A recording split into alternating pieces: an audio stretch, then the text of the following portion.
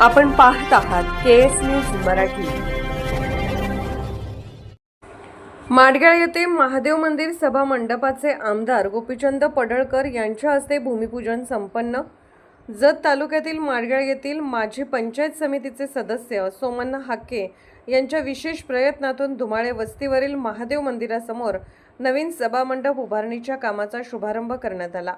या विकास कामाचे भूमिपूजन भाजप आमदार श्री गोपीचंद पडळकर यांच्या शुभ हस्ते मोठ्या उत्साहात पार पडले। महाराष्ट्र शासन व जिल्हा परिषद सांगली यांच्या अंतर्गत 25-15 मूलभूत सुविधा पुरवणे या योजनेमधून या सभा मंडपासाठी तब्बल 10 लाख रुपयांचा निधी मंजूर करण्यात आला आहे। हे काम जिल्हा परिषद सांगलीच्या कार्यकारी अभियंता यांच्या कार्यान्वित यंत्रणेमार्फत पूर्ण केले जाणार आहे। धुमाळे वस्तीवरील नागरिकांसाठी आणि भाविकांसाठी हा सभा मंडप धार्मिक व सामाजिक कार्यक्रमासाठी उपयुक्त ठरणार आहे।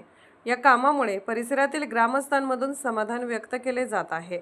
या भूमिपूजन सोहळ्यास सरपंच अनिता महादेव माळी, उपसरपंच बाळासो सावंत, ग्रामपंचायत अधिकारी, सर्व ग्रामपंचायत सदस्य शिवानंद हाके, महादेव माळी, सावकार, माजी मार्केट कमिटी सदस्य विठ्ठल बापू निकम, लक्ष्मण माळी, चन्नप्पा माळी, रावसाहेब जत्ती, लकडेवाडी सरपंच एकनाथ बंडगर, जतचे नगरसेवक परसुभैया मोरे, सनमडीचे युवा नेते सचिनदादा सरगर यांच्यासह तसेच माडगाळ व धुमाळ वस्ती परिसरातील नागरिक, महिला व तरुण मोठ्या संख्येने उपस्थित होते।